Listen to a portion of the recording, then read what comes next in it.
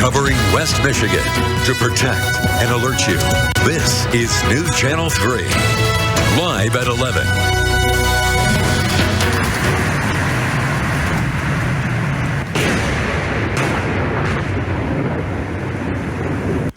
A near record hot and humid day morphing into severe thunderstorms and a possible tornado tonight. This video just in from Cutlerville near Grand Rapids. No damage there, but we have a crew in that area now north of GR where a tornado might have touched down in Alpine and Belmont. Powerful and potentially damaging storms have torn through West Michigan tonight. Thanks for joining us here on News Channel 3 at 11. I'm Andy Dominiani. And I'm Jessica Harthorn. This video is from earlier tonight in Kent County near Sparta. Heavy rain and high winds tore through that area, knocking power out to more than 100,000 customers. Here's a live look at US 131 near Post Drive in Kent County. Right now, there are power lines down on the highway, blocking the southbound lanes of US 131. Again, this is just north of downtown Grand Rapids due to the high winds from those storms. MDOT is asking drivers to avoid that area at this hour. And this video from near Pine Island Drive in 7 Mile Road in Comstock Park. Here you can see damage from the powerful storms that ripped through earlier tonight. What started off as a weather alert day due to the heat evolved into those strong storms around West Michigan.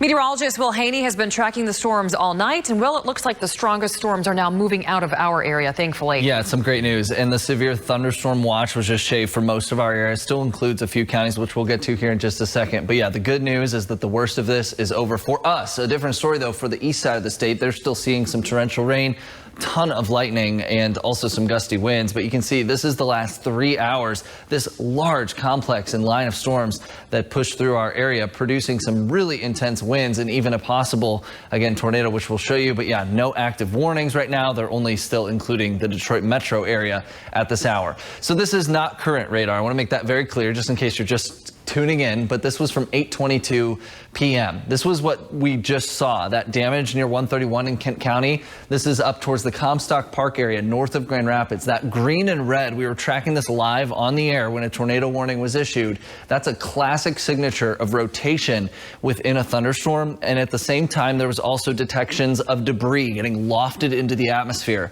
So if there was a tornado, it was likely right here, and damage surveys will be completed tomorrow by the National Weather Service. We just learned that for this possible tornado, again, that went from the Comstock Park area near Alpine Township up towards Belmont. And this also confirms with multiple areas where we saw damage, just kind of that area of interest, again, from about maybe 8:15 to about 8:25 or so when a possible tornado was on the ground. It looks like even within the last 30 seconds to a minute, they've now shaved our watch for all of West Michigan.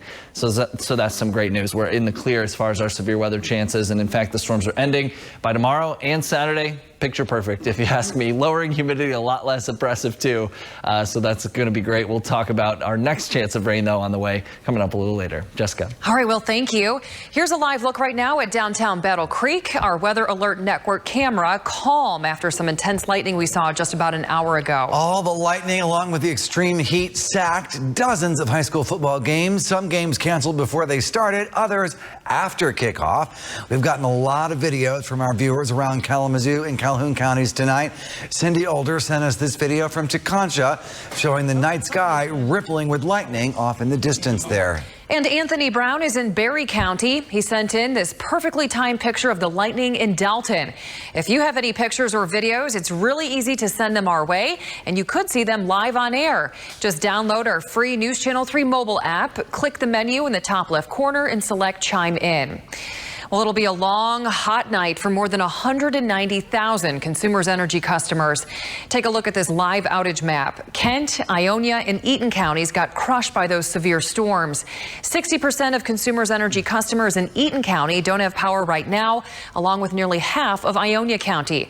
About 61,000 Kent County customers also lost power with widespread outages in Comstock Park, Northeast Grand Rapids, and Forest Hills.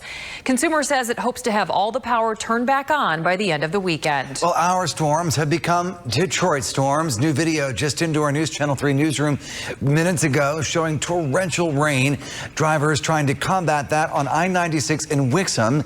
Governor Whitmer has declared a state of emergency for Metro Detroit tonight as the second round of severe weather hammers the Motor City in as many days. Detroit not getting much time to dry out from the first round of severe storms that the entire city saw this morning. Check this out. Some drivers abandoning their vehicles right in the middle of I-94 and I-275 in Romulus.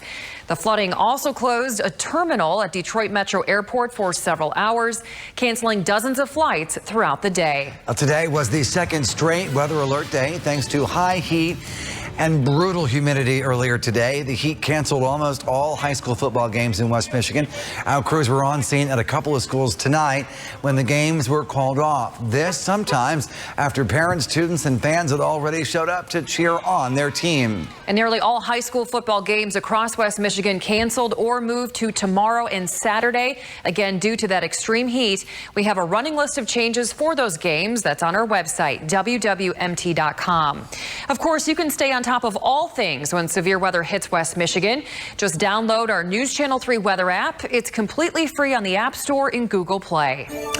Developing tonight, former President Donald Trump has surrendered himself to authorities in Georgia. That after being charged with conspiring to overturn Georgia's 2020 election results. Here's his booking photo or mugshot. Unlike the other criminal cases in which he's been charged, this time he did have his booking photo taken and publicly released.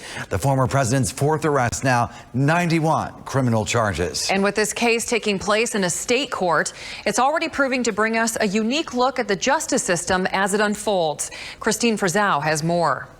Welcome to just the latest chapter of what's been a growing list of indictments against the former president, who continues to insist he's a victim of political persecution. An unprecedented snapshot in history, the first mugshot of a former American president, Donald Trump, surrendering at the Fulton County Jail for his alleged role in trying to subvert the 2020 election in the state of Georgia. He was processed and released on a $200,000 bond under an agreement he would not intimidate witnesses and co-defendants, including on social media, an agreement that legal scholars say may loom large in the case. Can they threaten revocation of bail if he says things that he believes helps his campaign, but which the authorities believe may endanger the neutrality of his case? That is a very difficult and delicate balance to strike. Trump defiant as he headed back to his plane. What has taken place here is a travesty of justice. We did nothing wrong. I did nothing wrong. Most of his 18 co-defendants have already surrendered, including 3 of his former attorneys and his former chief of staff, Mark Meadows. The 4 indictments called politically motivated by some, while others, including former Trump allies, have said the president did appear to commit several crimes. All conspiracies involve speech, and all fraud involves speech. So, free speech doesn't give you the right to engage in a fraudulent conspiracy. Some raising concerns over threats of violence. Are you worried that they're going to try and kill you? Why wouldn't they try and kill you, honestly? They're savage animals. They are people that are sick, really sick. We have a country that's very fragile right now. It's a country also in the midst of the 2024 presidential campaign. 8 of Trump's rivals on stage Wednesday night for the first GOP debate, while Trump has maintained a hefty lead in the polls, which has only appeared to grow with each indictment. Looking ahead, District Attorney Fani Willis has filed a motion to set the trial date for this October 23rd. That is less than 2 months away. In Washington, I'm Christine Frizzau. The former president is also shaking up his legal team and did so just before surrendering tonight in Georgia. The former president has retained criminal defense attorney Stephen Sadow, replacing the lawyer who'd been leading his defense there. Sadow specializes in white-collar and high-profile defense. In a statement, he says Trump should never have been indicted. Meanwhile, former White House Chief of Staff Mark Meadows surrendered in Georgia earlier today. Meadows is charged alongside his former boss, President Trump, on racketeering charges related to efforts to overturn the 2020 election results. He's been released on $100,000 bond. Meadows was on the call when then President Trump urged Georgia officials to, quote, find votes that would undo President Biden's win in the state. New tonight, an update to a story that we first told you about on Tuesday night. The Ottawa County Department of Health publishing its much lower budget proposal tonight at the request of the Ottawa County Commission. The County Department of Health posting to social media showing the difference in the new $2.5 million budget that commissioners want versus the $6.6 million budget department requested by the Department of Health. Under this new smaller budget, after accounting for administrative expenses, the health department says it would only leave $585,000 to provide services to the entire county for the entire year. That's almost 90% less than the original, which would have left them $4.7 million. In the Department of Health post, it says running only minimum essential services, the department will run out of money and close by the end of October. To make up for cash, fees for things like food programs and waste or drinking water programs would need to be tripled. The Ottawa County Health Officer says the slimmer budget cut could open Ottawa County up to lawsuits for failure to provide adequate services as required by state law. Police are searching for a suspect tonight after leading deputies on a chase. The Calhoun County Sheriff's Office responded to U Drive North in Clarence Township to help Springport police in a pursuit with a motorcycle. The suspect lost control of the motorcycle before running on foot into a field. A K-9 unit found his backpack with ammo inside of it. Police say the suspect is a white man about 5'6", weighing about 135 pounds. He was last seen wearing a black shirt and jeans. Anyone with information is asked to call the Calhoun County Sheriff's Office or Silent Observer. There are new developments tonight in Kalamazoo as police now say that 2 bodies were found behind a home on North Rose Street. News Channel 3 was the first on the scene yesterday morning as Kalamazoo Public Safety cordoned off the seemingly abandoned home. Police have not confirmed who the 2 people are, but we did talk with a woman who says that police called her today to tell her that one of them is her mother, Tara Mays. We also confirmed that Mays is the mother of 17-year-old Marsavius Frazier, who died on Labor Day of 2016. Kalamazoo detectives say Frazier and his friends were playing with a gun when it went off, killing one of Frazier's friends. Police say Frazier then turned the gun on himself. Stay with us both here on air and on WWMT.com as we push for more answers in this developing story. Storms wrapping up and the cooler air starting to move in. We'll talk about how much cooler our air is already compared to 24 hours ago. Sign of what's to come coming up in 15 seconds. Hi, I'm Abby Vandenberg, and this is the Volkswagen ID4. Starting at $38,995, it's the only import currently qualifying for the $7,500 rebate. With up to 275 miles in range, charging is always free for VIPs. Maple Hill Volkswagen for an electric journey like no other. All right, no lightning flashes in Coldwater, unlike about an hour ago when we were tracking some of the last storms pushing through. As we look at temperatures right now, we're still in the lower 80s in Kalamazoo and Battle Creek, but there are some cooler temperatures already being ushered in as the wind starts to shift to a more northerly direction. You see it's already about 10 to 15 cooler than 24 hours ago along the lakeshore and about 5 cooler in Kalamazoo. As we look at live Doppler, there's those storms continuing to progress across the southeastern portion of our state. We're going to look ahead at some calmer days and a gorgeous weekend coming up in your full forecast. Andy. All right, well, we're continuing to learn more tonight after a mass shooting at a bar in California. The new details we're getting about the gunman who killed 3 people. You're watching News Channel 3 with Andy Dominiani, Jessica Harthorn, Chief Meteorologist Keith Thompson, and Andy Pepper with sports. Welcome back to News Channel 3 live at 11. A mass shooting at a historic bar popular with families and motorcyclists in Southern California has left 3 people dead and at least 6 others injured. Authorities say the gunman was actually a retired police sergeant who was targeting his estranged wife. Cara Finstrom has the story from Orange County near Los Angeles. Patrons at Cook's Corner Bar and Restaurant were enjoying all-you-can-eat spaghetti night and live music when gunshots rang out Wednesday evening.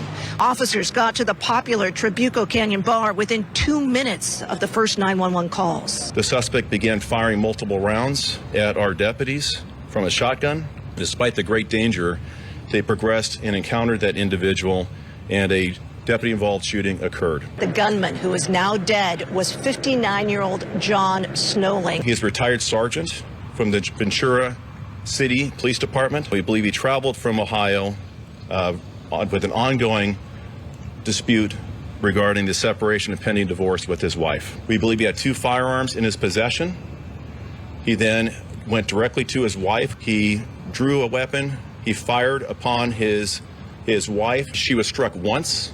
Police say the suspected gunman shot and killed 3 people during at least 2 rounds of gunfire. He was shooting randomly at individuals. Cook's Corner is a well-known bar, popular with bikers and families, a roadhouse that's been around since 1884. It's like this sanctum that you feel that you're in, you know, when you're at Cook's, and you're safe. Police say the investigation is ongoing as they continue to work through interviewing at least 40 witnesses. Cara Finstrom, CBS News, Trabuco Canyon, California. The Justice Department is suing SpaceX, accusing the company of discriminating against refugees in its hiring practices. The lawsuit claims between September of 2018 and May of 2022, SpaceX routinely discouraged refugees from applying and refused to hire or even consider them. The DOJ alleges SpaceX violated the Immigration and Nationality Act. The lawsuit also states SpaceX falsely claimed in its job listings that only green card holders and U.S. citizens could work at the company, and that was because of federal export control laws. SpaceX has not yet publicly responded to this lawsuit. Well, Maui County is suing Hawaiian Electric over the devastating wildfires that wiped out the town of Lahaina. The county says the utility company failed to shut off power despite warnings that high winds could blow power lines down and spark wildfires, which of course happened. Those fires earlier this month have now killed at least 115 people. An unknown number of others are still unaccounted for. The exact cause of the fire has not yet been determined. Hawaiian Electric has not publicly responded to the lawsuit.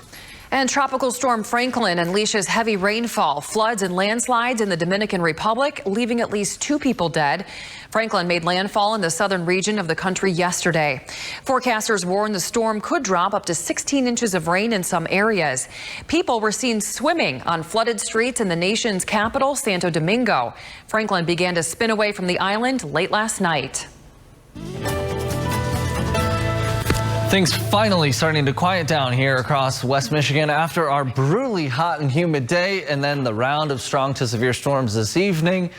Yours truly is ready for a little nap tomorrow as we look live right now in South Haven. Things quieter and a lot less stormy, and the severe thunderstorm watch, of course, has been canceled, as mentioned earlier in the show. Man, this was such an impressive line of storms and very dangerous too. We saw some of the most significant damage across portions of Kent, Ionia, even northern Eaton County, and there is also some reports of some pretty significant damage south of Lansing and Ingham County specifically. There's even some reports along I-69 and I-96, I believe, specifically coming into the Lansing area of some cars and semis that were overturned. I want to show you this video, though, really quick. This was captured a little bit earlier on. This was from photojournalist Ray Hull. This is in Kent County, and this is just some of the damage that people are going to be waking up to tomorrow morning and are already dealing with. You hate to see this. We don't have any confirmed reports of injuries or anything like that, but this is some significant damage. This is the area that is of most interest to the National Weather Service for that possible tornado. Most of this coming out of the Alpine area, Comstock Park. It's about 5 miles or so north of downtown Grand Rapids up into Belmont as well. And I believe that was along US 131 where there were some trees even across the highway along with some power lines. So yeah, hate to see this video. We're going to continue to follow that and the light of day, unfortunately, will reveal, I think, a lot more damage by the morning. So as we look again at live Doppler radar, all these storms now racing off to our south and east. And as we take a little bit of a closer look, there's still a little bit of a shower. It looks like hugging that Branch County line. Today, though, lower to mid 90s were the high temperatures. It felt like the triple digits, though. Our current temperatures in the lower 80s in Kalamazoo, and 81 right now is the current temp in Battle Creek. So overnight tonight, we'll continue to clear up. Could see some clouds build back in, though, for the morning hours tomorrow. It'll still feel a little bit humid, but not nearly as oppressive as it was today. And the bigger story, of course, is the temps are going to be about 10 degrees cooler, so a lot more tolerable of air temperatures. We don't have the heat alerts that we did have today, and the weekend looking even more fantastic with middle to upper 70s. Super comfortable feel to the air the next couple of days, and then even into early next week, those 70s keep on coming. As far as our next rain chance, it looks to hold off until late Monday into Tuesday. And we're getting more pictures into our chime-in page from that storm damage tonight. So if you do see anything, please send it our way. Yeah, it'll be very curious to see what the storm damage survey reveals tomorrow. And if we had a tornado or not. Yeah, I think it's pretty likely. Yeah. All right, well, coming up on Football Fever, opening night of the high school football season, but the weather had other ideas. For just about all of our area favorites, Andy Pepper brings us the latest from around the gridiron next. Football Fever is sponsored by Advantage Roofing and Exteriors, West Michigan's premier exterior contractors. High school football's here. Pivotal plays. Thrilling highlights. We'll take you right to the sidelines for all the action. It's time for News Channel 3's Football Fever.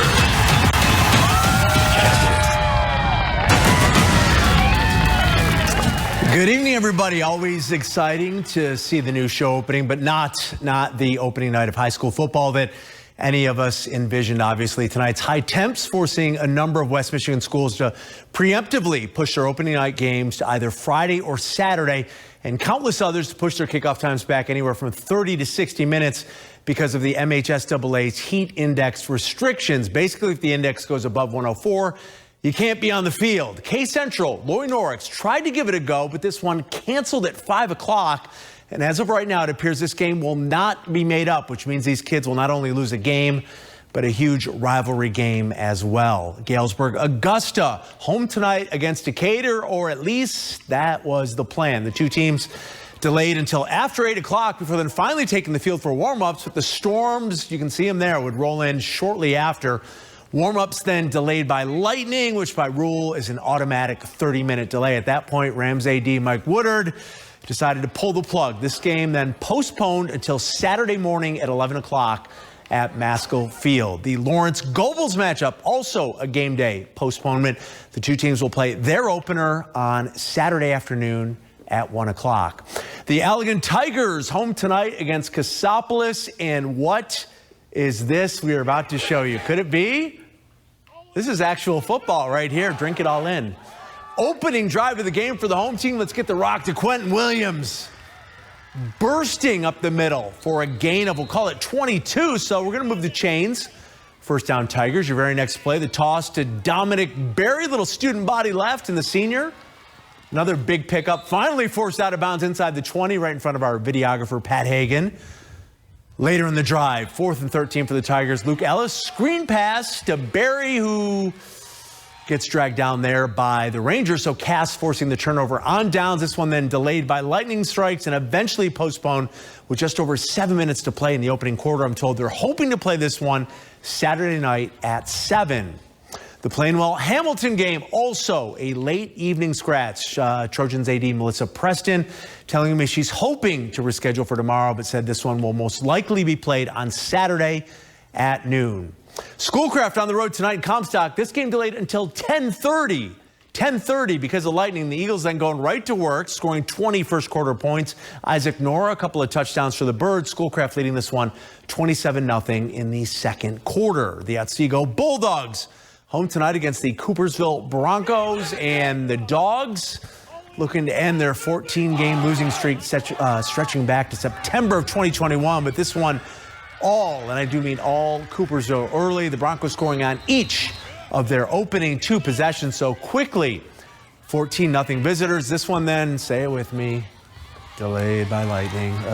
Eventually postponed until tomorrow at 1 o'clock. All right, it's obviously been a very chaotic evening with the heat, the storms, the locusts, and very little actual on-field action. But thankfully, that will change tomorrow night. We'll have your Vicksburg Portage Northern Game of the Week highlights and several other games for you on our Friday night edition of Football Fever. Will have a final check on your forecast. Tell us about tomorrow night when we come back. The 7. For tomorrow, 83 will do it. We'll see a little bit more cloud cover in the morning relative to the afternoon, and we're not nearly as humid as today and not nearly as stormy either, which we're happy about. And the weekend, even cooler still with some open window, cool air at night, some comfortably warm afternoons. So weekend looks great. Yeah, the weekend's almost here. Yeah. And so are those cooler temps. Yes. Thank you so much for joining us tonight. And we'll see you right back here bright and early tomorrow morning at 4:30.